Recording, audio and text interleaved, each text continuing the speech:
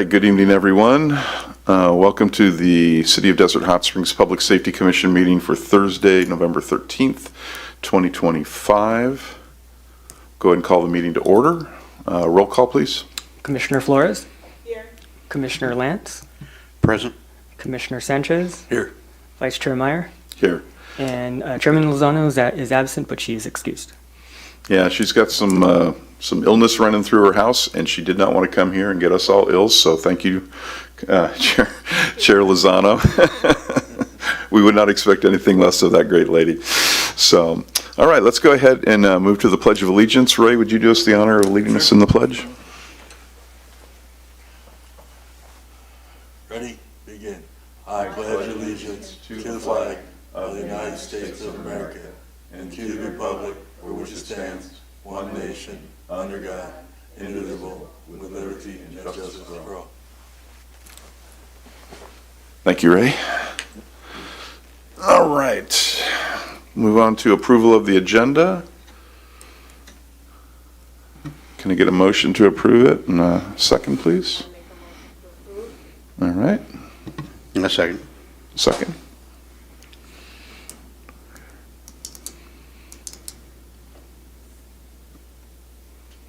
Okay, please vote.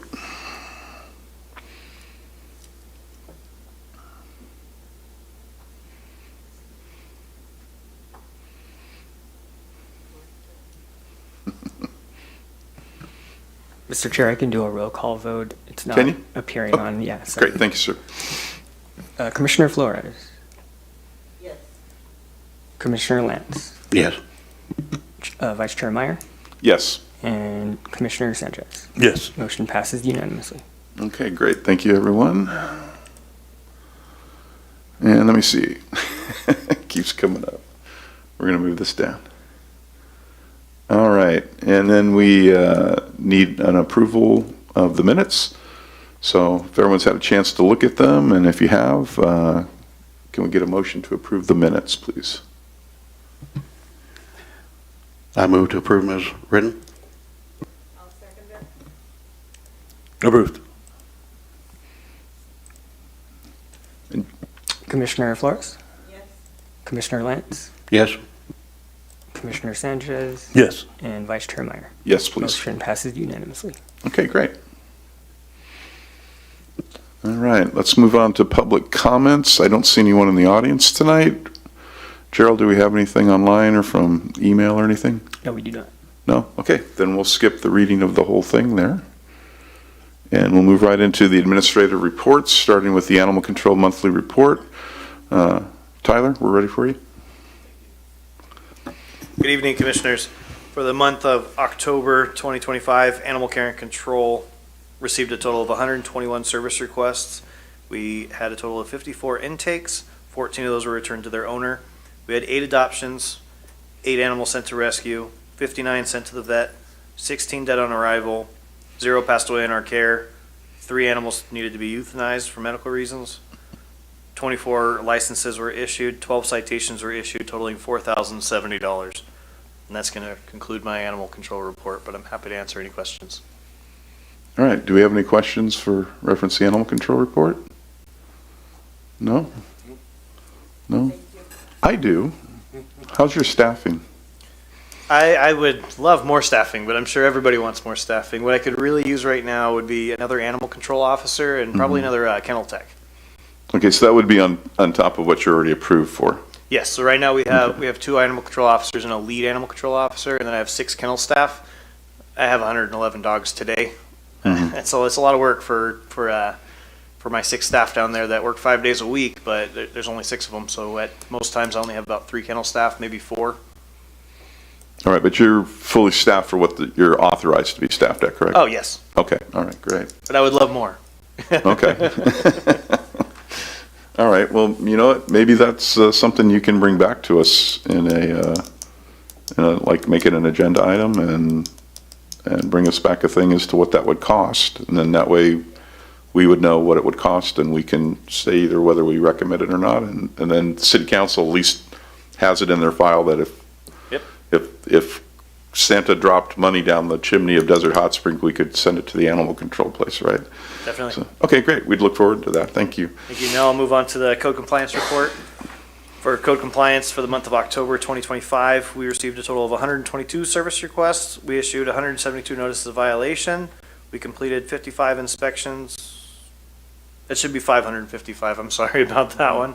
And 38 citations were issued totaling $26,700, and we opened a total of 137 new cases. All right, questions reference code enforcement. Just a comment, is that like a normal violation, notice of violation? Is that like a normal for a month? Is that high? No, that's pretty standard right there. I would say it's maybe slightly on the higher end, but usually it's around that number. And those are for like residents calling in? Yeah, those could be follow-ups. Okay. It's just a notice of violation. So it could be a courtesy notice, it could be a final notice, or a notice of not notice of penalty, like a notice of public nuisance. Nice. One of those Okay, notices. thank you. No? Okay. You know, I remember years ago, we had a big issue with, the administrative citation dollar amount's 26,700. And I remember, and this was long before any of you were here, including, I think even before, Cheryl was probably here. But I know there was always the big question as to, while we write a citation for that amount, can you explain the process of how we collect that money? Because I don't know if Okay. it's changed since the last I heard. No, it's been pretty much the same for my entirety here, and I've been here close to a decade now. So we still do our cost recovery. What we do is every time a citation is issued, the first citation that's issued, we issue a notice of pendency against the property, and that's basically it clouds the title. So if the property tries to sell or tries to refinance or something like that, then they would need to pay us before we allow the title to be cleared and allow that transfer. Now we also do a part of our cost recovery. We do issue these any unpaid citations, including added fines and penalties to the citation to the property taxes if it goes unpaid. So then we'll collect it that way. It'll go on the property. So then it comes back through the county or? Yes, so it'll be on the property's tax roll, property tax roll. Okay, That's how we'll recover it that way. And if the property taxes go unpaid, if they still don't pay it, then after, I think it's 5 years, the county can do a tax sale on the property. all right. So, if anyone wanted to think about budgeting based upon these amounts, that's not a good idea, right? No, so we cannot budget. It's not a source of income. That's a tool in our tool belt, and it's to help us recover our costs. It's not something that we can use as leverage for like a sense of income.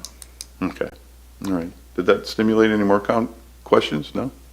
Okay. All right, all right. Well, then we'll move on to the fire report. And I see the chief's not here again. Oh, are we conflicting with another meeting for him, I was wondering? Don't know? Okay. All right. Yeah, I'd be kind of interested to meet him and talk to him since we've got, the new fire station thing coming up and, staffing coming up with that and everything like that. I'd be kind of interested to see how the deployments and everything are going to work and what we're going to get on that Quint and stuff like that. So maybe we could, hopefully he can make the next meeting. Hopefully Donna will be at the next meeting too. So, okay, well then we're just going to move over to the police report then. Chief? All right. Thank you. Good evening. You have the crime stats in front of you as we wrap up 2025. For October, no huge differences. We're still seeing a slight increase in the assaults. So those are really the only thing that's up this year. Overall, when you look at the crime stats, we're about 8% down compared to last year. So we're still trending that way for the fourth year in a row that we should hit the end of the year with lower crime numbers. So it's good. It's just the assaults are going up. You'll see an increase in narcotic violation and drug equipment, drug arrest. That's specific work that's being done. That's proactive work that's being done by our CRT team out there. A lot of that is with the homeless population and our enforcement on that. You've heard it before. I've said it before to you. Our first goal is to get them treatment, get them those resources, and that's always the first thing that we offer. But for those that continue to refuse, it's strict enforcement. So anything they have, whether it be warrants, whether it be they're trespassing, whether it be littering, whether it be simple drug possession or anything like that, drug paraphernalia, we're making arrests on those, and they're being arrested and booked into jail. So that's why those numbers are going up. It's just that proactive enforcement that we're doing. For the other activity for the month of October, calls went down a little bit. I'm not sure why for October, but they just went down a little bit. Biggest difference is our traffic enforcement. We have had a little decline in traffic enforcement, and that's just due to a personnel issue with my main traffic officer, but hopefully he'll be back soon, and we'll start getting those numbers back up. But we have seen, again, an increase in both misdemeanor, drug arrest, and felony arrest.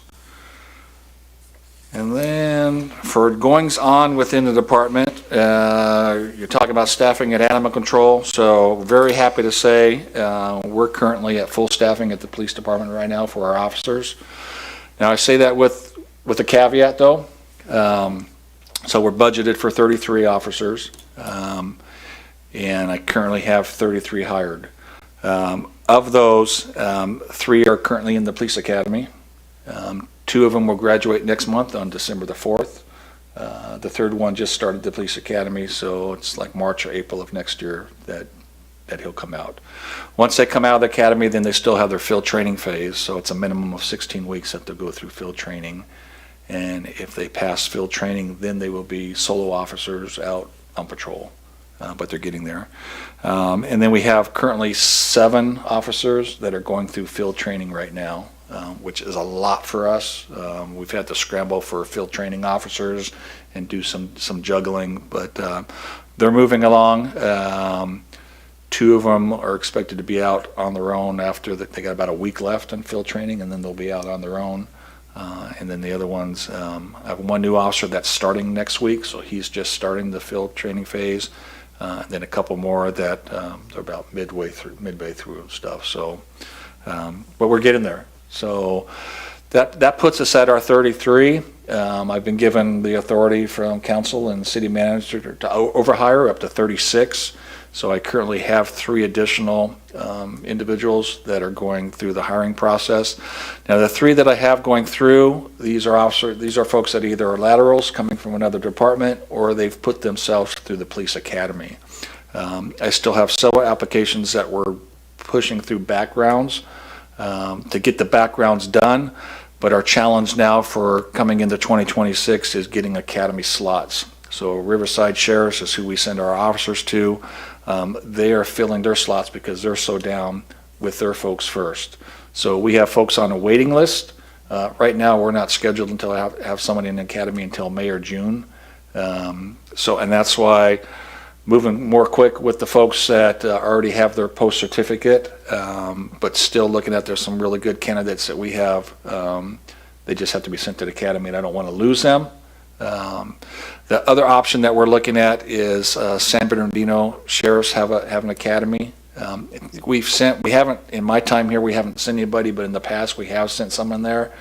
There's just some mixed feelings, nothing to beat up San Bernardino Sheriffs or anything, but their academy, RSO Academy is a much better academy in my opinion and stuff. So, but we're looking at that. They'll still get the same training. It's still mandated by post what they have to be trained in and everything like that. So it's not that it's less training. It's just, it's new. It's not something that we've really been involved in. So we're looking at that. But excited. This is the first time in many, many years that we've actually been at full staffing. You can already see the difference. As you know, when I took over in March, I don't have a deputy chief.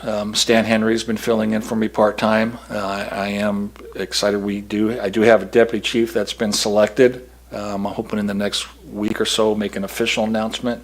But probably in December, that individual will be starting up here in Desert Hot Springs and stuff. This particular individual comes with a lot of experience, spent like 28 years Sacramento County Sheriffs.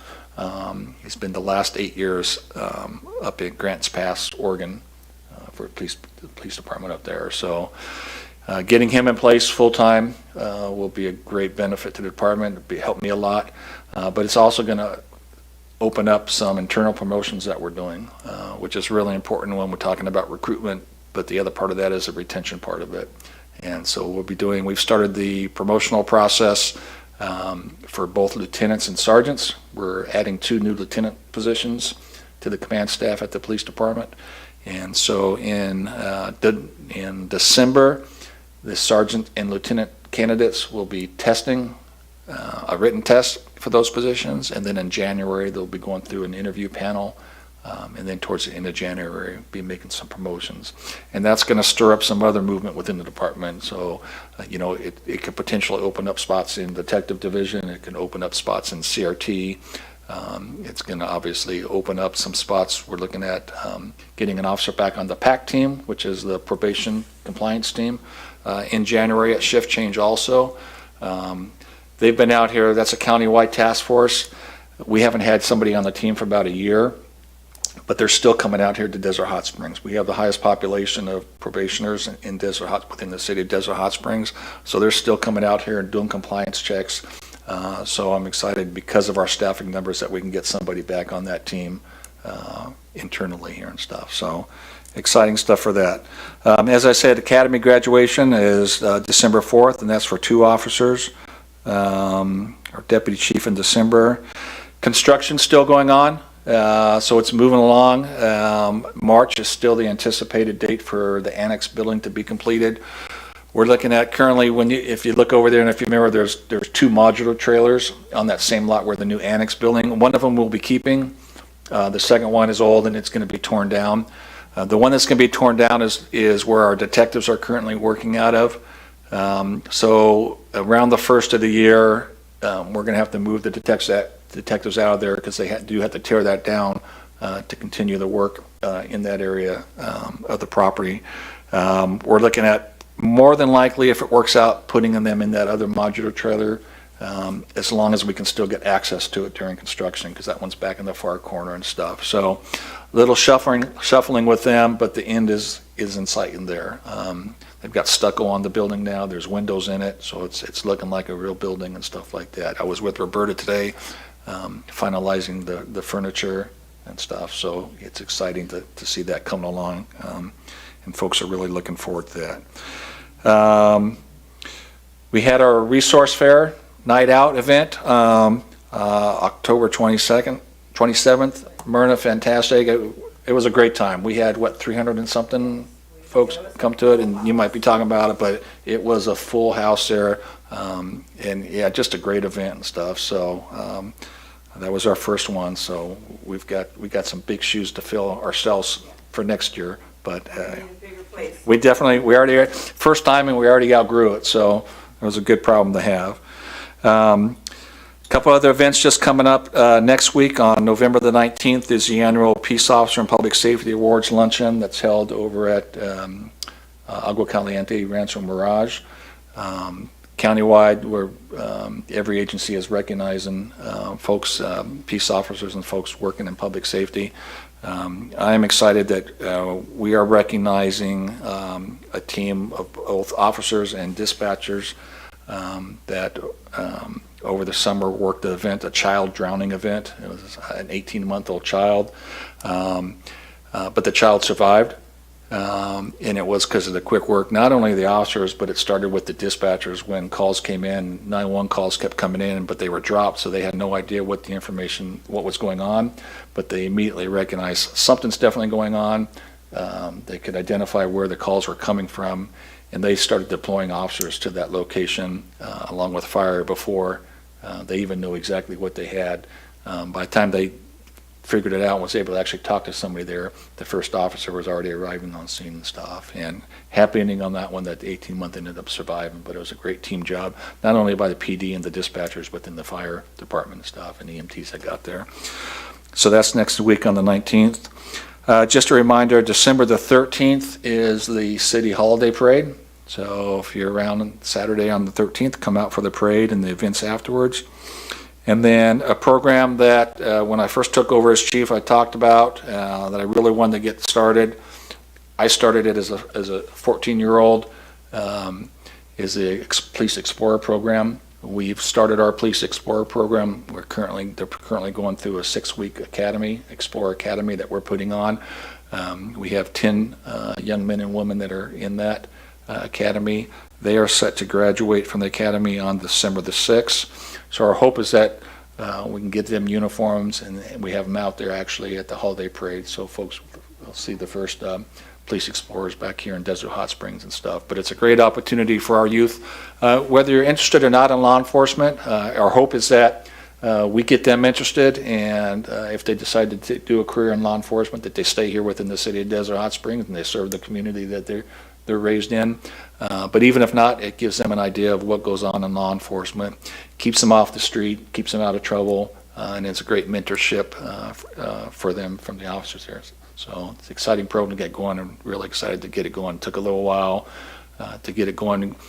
We still have to go. It goes through Boy Scouts of America, so there's a lot of insurance and paperwork and stuff like that. But we got it done, and then over the summer it was a little tough when the kids were not in school and stuff. But once they got back in school, we were able to really get it going and get it started. So it's exciting to see, and when I was excited to see that many come out for it. We had an orientation night here at City Council, and we had about 17 to 20 young folks and their parents and stuff.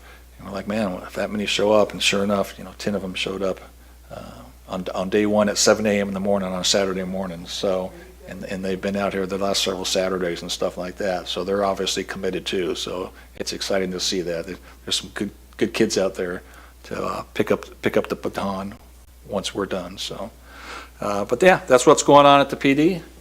Answer any questions if you have any, though. Sure. Questions for the chief? Actually, I got two, and I actually wrote this down before you said it, so I didn't just feed off of you. But what is our retention rate? Are we still, do our officers use us as a stepping stone to other departments, or do they stay here? No, they've been staying here, which has really been a good thing. Now, I've lost a couple over probably the last 3 years. I would tell you the ones that I've lost have been because they had family. One had some elderly parents. They had to be closer to take care of them. I've had one officer in about the last 3 or 4 years that left for personal reasons that it just wasn't working out here and stuff. But they're not leaving for better pay. They're not leaving for better opportunities. We're providing the opportunities here. We're competitive in the pay. And then it's not even about, one of the biggest things when you're talking to new officers and even the officers, that senior officers, it's more the environment. And are they working in an area where they're feeling that they're respected, that they're feeling that they're appreciated for the work that they're doing? And our folks are definitely feeling that. They're feeling that from the city council and city hall here. Especially when you're looking at the pay and benefits and the support they're getting from that. But most importantly, they're feeling it from the community here and the feedback that they're getting from the community here. And then the environment that we try and keep at the police department to let folks know that they are appreciated and stuff. So, yeah, we've been fortunate that we're not losing folks to some of those other reasons. That's how you judge success. I think so, Yeah. definitely.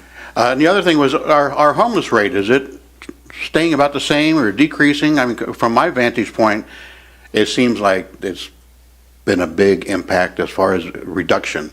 Did you say homeless? Yeah, homeless. Yeah, so we've had great success. And I know many of you were at the State of the City last week. We've really had great success with SWAG, Social Workers Outreach Group. And with the team that we put together between SWAG and Code Compliance and the police department. And we have seen a better results with getting folks actually taking the resources. It's still a lot of work getting them to take resources. We're not going up to any individual on the first try saying, hey, let us help you, get you off the street, and they're saying yes. But we're getting much better resources with the group that we've put together. The multidisciplinary group that we put together within the city here, and we're getting them off the streets, and they're getting the resources, and they're staying. So they're staying in the treatment center, whether they're having a drug addiction treatment or a mental health crisis or something like that.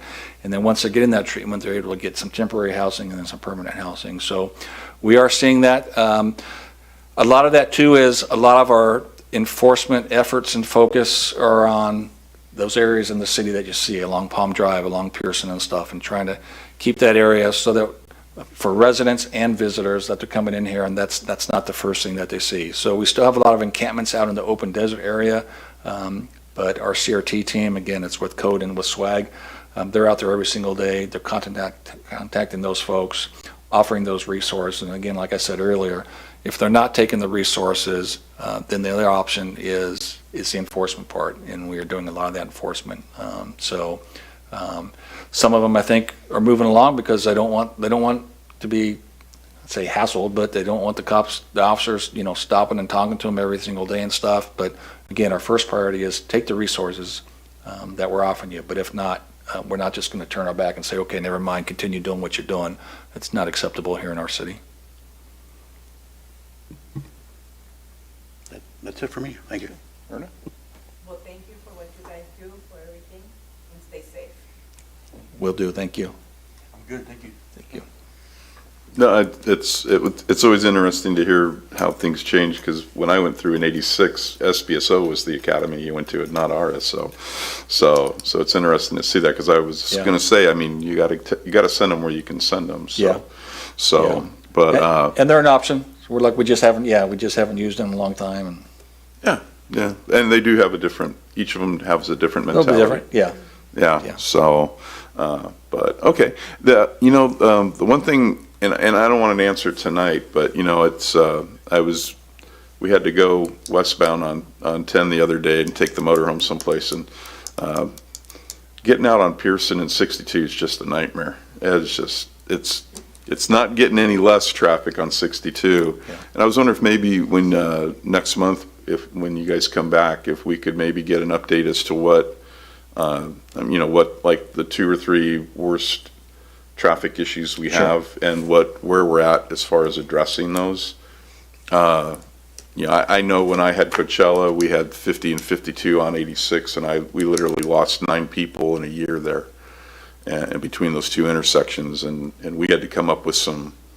What we did is we talked to Caltrans, and we got the city to front the money for the improvements, because their funding cycle's like 2, 3, 5 years. It's some crazy thing. Yeah. And I'm just wondering if there's a way we can, come up with a way to maybe find a way to get those improvements to those really bad intersections taken care of on the front end. I know we've had 1 or 2 fatalities at Palm and Dillon, and Palm and Dillon's been Palm and Dillon for like 20 years. So, but I'm a big septed person, so if we can change the design of something to prevent stuff, I'd kind of like to see if we could maybe talk about that, or at least have a discussion about it, and then see where we're standing, and just kind of prompt some work on that to get it going. I'll leave it up to you and Yeah. Daniel as to how you want to do that. Yeah, But absolutely. But I'm really interested in 62 in Pearson, because you go through, 3 miles down the road, and you get to Dillon, and it's perfect. Yeah. And we don't see any TCs there that I've heard of. So Yeah. it's designed properly. So I don't know about you guys, but I'm kind of interested in that. Yeah, I agree with you, and especially on school days when they're dropping kids off Yeah. and that, I think Little Morongo and Pearson Indian, those become dangerous because people are in a hurry and they don't care, they only care about themselves, so there can be, maybe a presence there, maybe that will kind of encourage them to slow down, Yeah. They can't be pushing people at the stop signs. Yeah, and just Because it endangers everyone. a reminder, folks, next week's going to be challenged because Indian's going to be closed. Yeah. Oh. For that construction. It's not within City Desert Hot Springs, on the Palm Springs side, but that'll be closed. I think it's all week. I think it's Monday through 17th through the Friday. 20th. So Palm Drive's going to become a challenge. So Palm Drive's going to become, and, probably more on 62, right there at Pearson and 62 and stuff. Mm-hmm. Unfortunately, it sounds like it's only going to be for a week, but it's still going to be, It's going to be ugly. that's going to be, we'll see a big impact on that in the city with folks coming and going out of the city and stuff, especially during the rush hour, morning and evening rush hour. So reminder for everybody.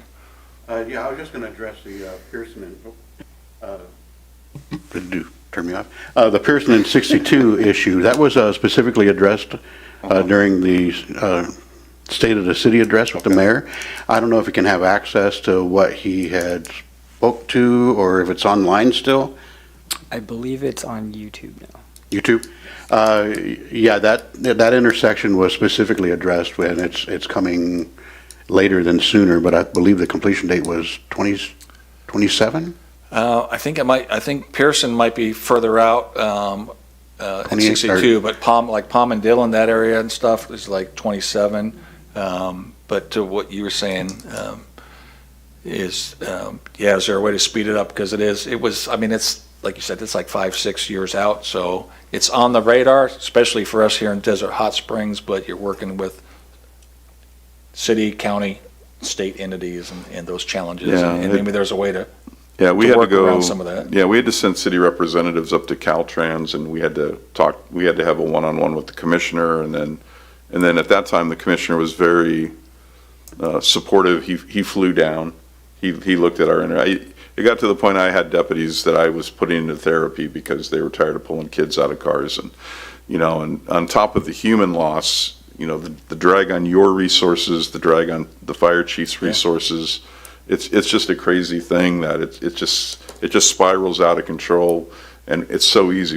I know it's money and we've got to get everyone to talk, but the problem is I don't think those people who do a lot of the talking get to see what our first responders and our families get to see of those victims. So, I think it'd be nice if we kind of had a little thing here where we can ask questions. State of the city's great, but I don't think a lot. Did he allow I'm sure the mayor probably did allow questions. He's pretty good at answering them. But I mean, it'd just be kind of nice to kind of have that conversation and see if maybe there's someone can tell us whether or not that's like if there's a way we could speed it up. What that would be. What would our options be? And I know, Deputy City Manager Danny Porras, he's one that's obviously very knowledgeable about this and that Danny process.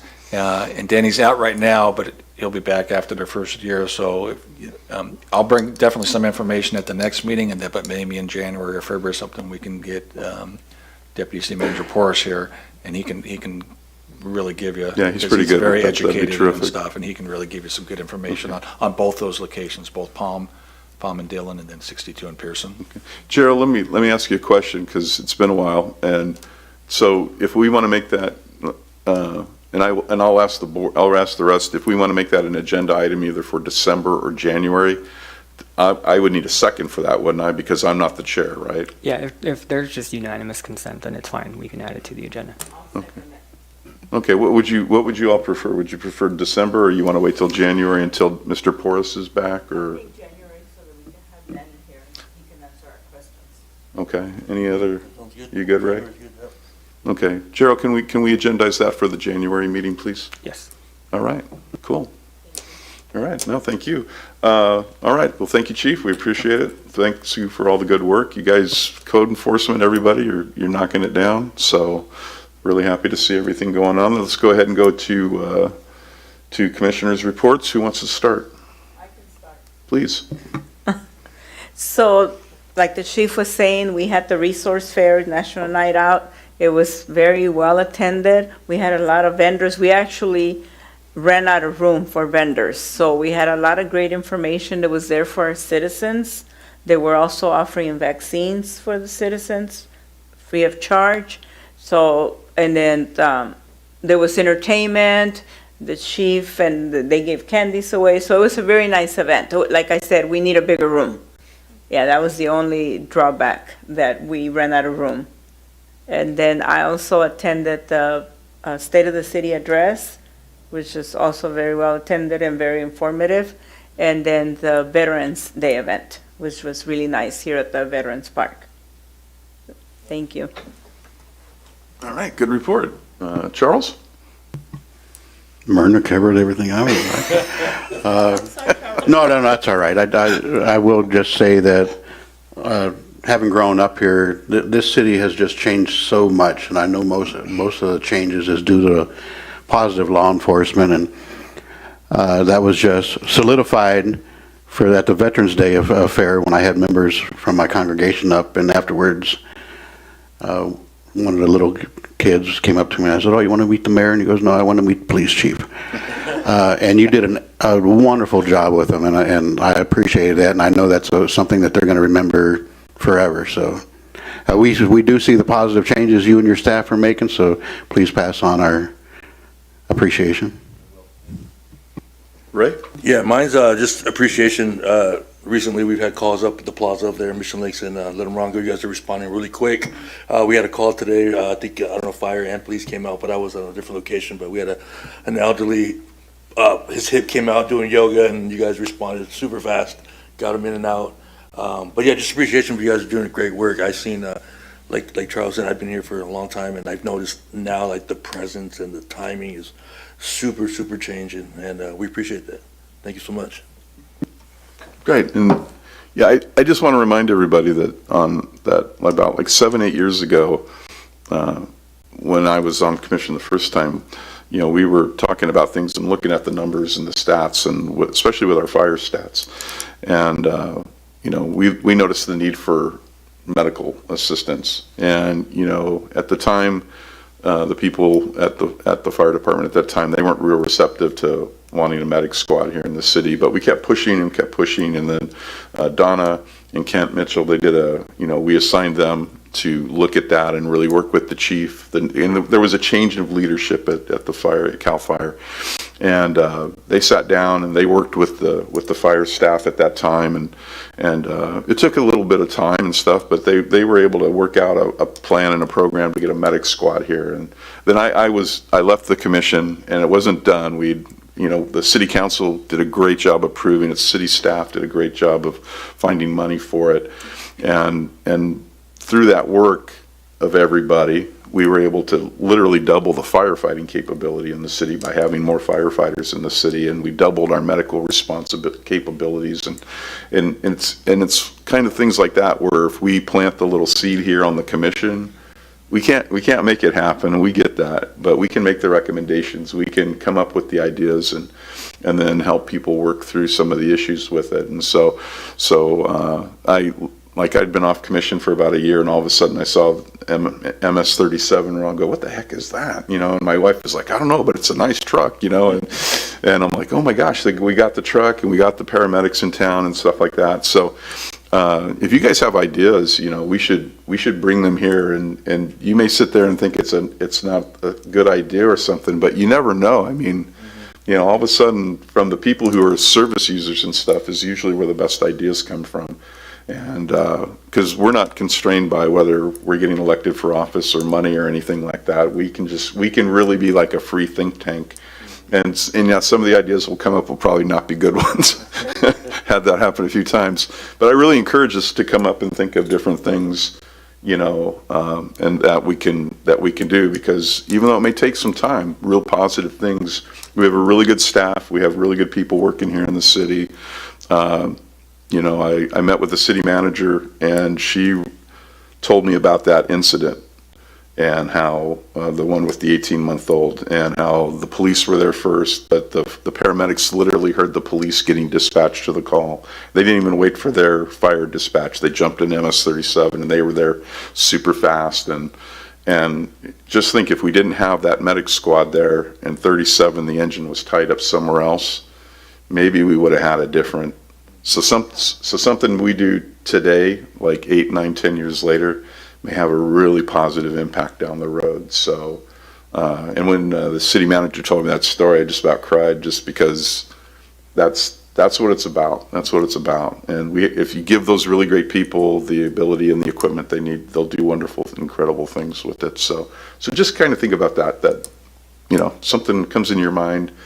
You know, I'd be interested to see what Charles comes up with like 18-wheelers and truckers and stuff in the city. I didn't know you had that knowledge and experience, and now that I know that, you know. It's not something I boast about.